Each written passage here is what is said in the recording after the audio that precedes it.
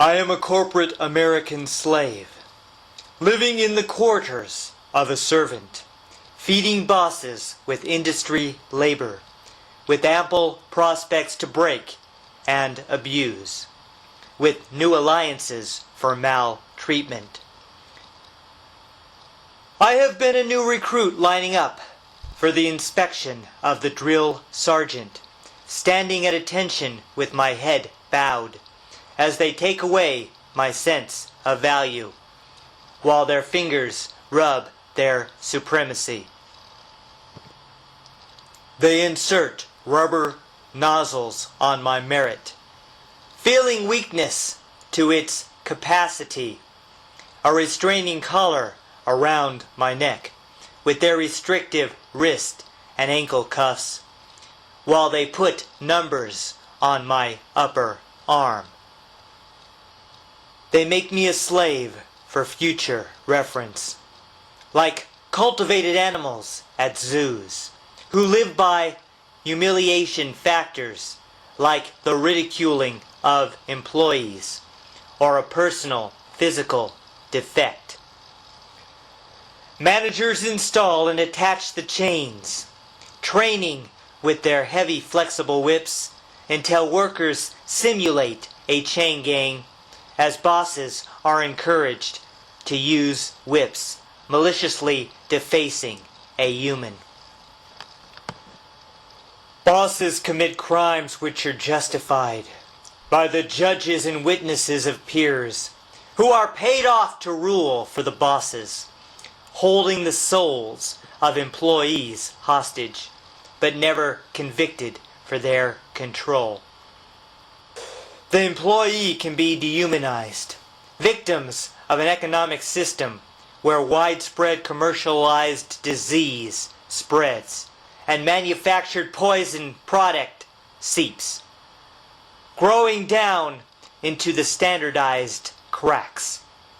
Bosses steal individuality as the corporation steal compassion, removing sensitivity with eyes shielded from its own mechanical darts, stealing creativity by its laws.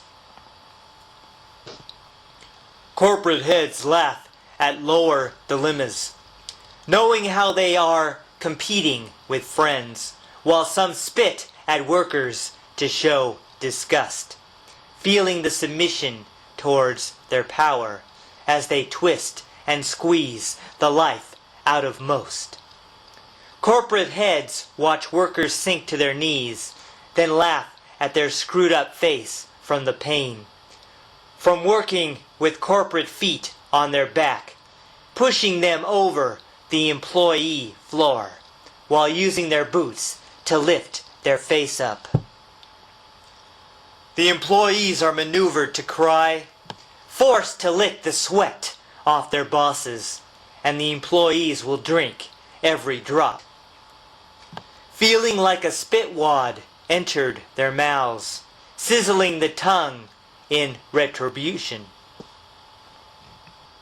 Incorporated bosses are insults, legally united to rope workers to make their working tongues illiterate, stocking their arms shackled and immobile, then taking pleasure in inflicting pain. Corporate heads dig their feet in worker flesh of the reflective person who submits, then whipped by a rod and criticism, and humiliated by mockery. Their judgments, like lashings with crops and whips, crawl wildly to find their shortcomings, as ideas are shackled and forced apart, with their imagination secured down, until their heads and bodies are tethered.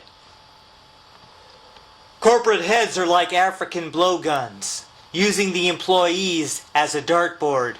Many darts show assertion of power to gain acceptance from the working slaves for their useless, inferior status.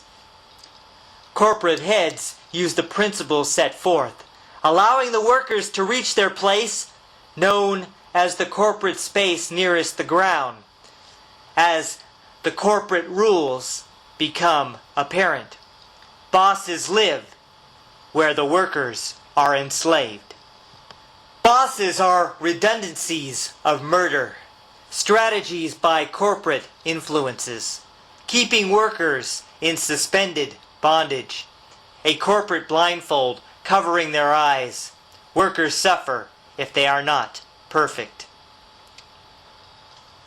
All employee promises are bondage, not the subject of interpretation, while corporations cause amputations by external force, corporate incision. The corporations structured like gallows.